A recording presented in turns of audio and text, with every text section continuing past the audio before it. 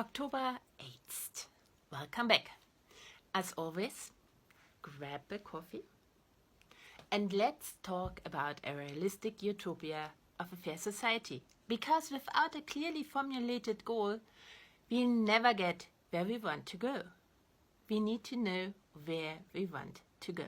So, right now we finally reached one of the most fascinating and unique ideas of Rawls, the difference principle. It is part of his second overarching principle that he derives from the original position, the equality principle, and it has a correcting character insofar as the principle of fair equality of opportunity would suggest, how to it end, that a truly fair society is one with perfect equality of outcome. Why?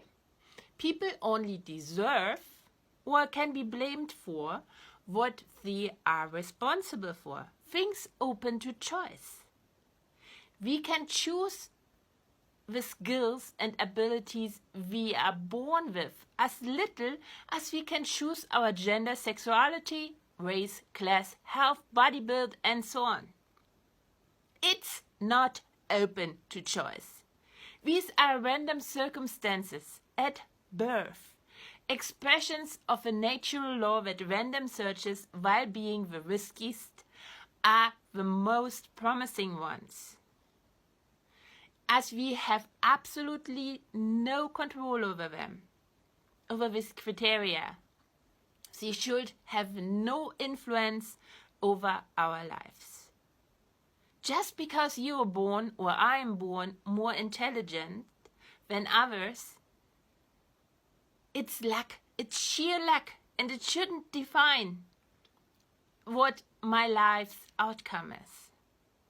The fact that we fulfill our basic contract obligations of a social contract, that we share the results of our random searches by developing and applying what skills and abilities we got, whatever the results might be, is enough to be supplied with what it takes to engage in continued random searches without fear and have the same standing in life, the same say as every other member in the group. Remember, it's a service contract, not a creation contract. We don't owe the group a result. We just owe the group our random searches, the action. That's perfect equality of outcome in the end. Why does it take a corrective? Why should not all end up with the same, like communism wants it? Because while it must be perfectly free to every member how they conduct their random searches, as the goal is to harness diversity, to harness the highest possible payoff of all types of searches that random searches offer. And random means done without method, without plan and conscious decision. It's just done. The group needs certain work done to function in the end. The group is more than just the sum of the single people, so for the group to function, it takes different things that need to be done. There is a balance to be struck.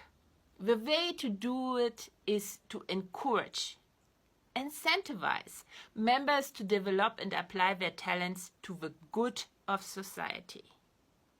Incentivize is different than force. It is an add-on to the basic support every member of a group must be supplied with so they can conduct their random searches as they think best. If that's your choice, you still need to get from the group your basic support, so you can go into the next random search without fear. Not least because we can't predict whether this, the chosen way by that person, is the way the highest payoff that random searches offers lies. I mean, That's the thing about random searches. They are random. We don't know where the highest payoff will come. We just know that when we engage in random searches, the highest payoff of all is available and will come. And in the end, it is the ability to conduct these random searches that motivated every member of a group to agree to cooperate. Because we can survive alone, that's once and for all. We can survive alone. We cut into our freedoms in order to cooperate with and we are motivated for that, to do that, not for survival, but because we want to engage in these high-risk random searches that are too risky for the individual. That's what the difference principle tries to accomplish by establishing the society and social and economic inequalities can be justified. But they can only be justified if they ultimately benefit everyone, and specifically if they'll be to the greatest benefit of the least advantaged members of society. Again, Rawls didn't think in terms of what the material things that make up our human body seek, or that risky random searches also offer the highest payoff. His argument is no less compelling for it, not least because it mirrors the physics behind it all, the motivations the humans have. He came up with the basic needs principle. What is the idea that as a society, we have a fundamental obligation to make sure that everyone has access to the minimum level of resources they need, not simply to survive.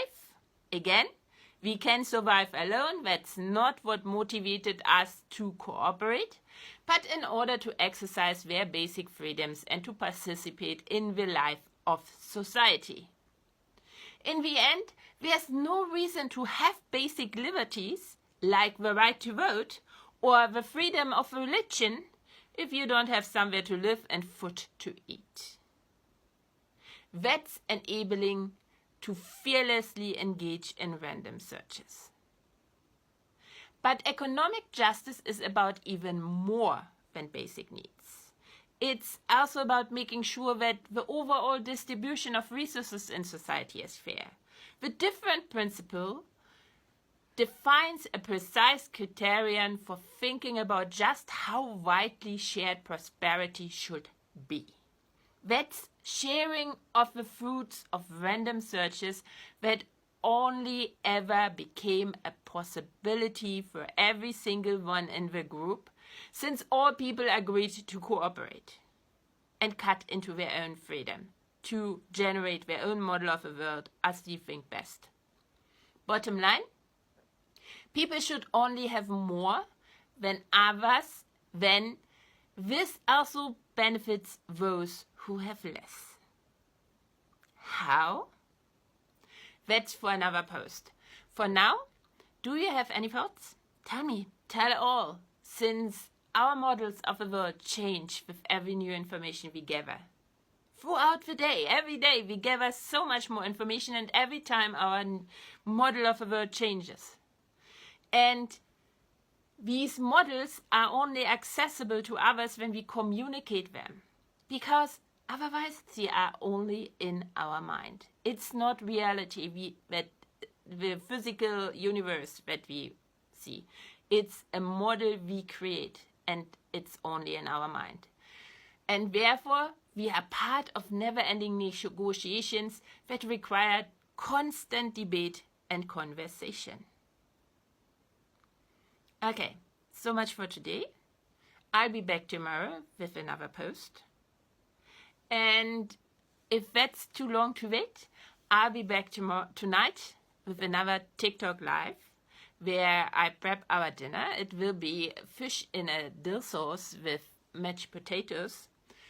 And while I do so, and I'm totally bored, I will practice my public speaking skills by talking about just that, a fair society to you. So yes, join me if that's not your thing. I will be back tomorrow, and you can also read the transcript of this video on my blog Hyperobject Mind.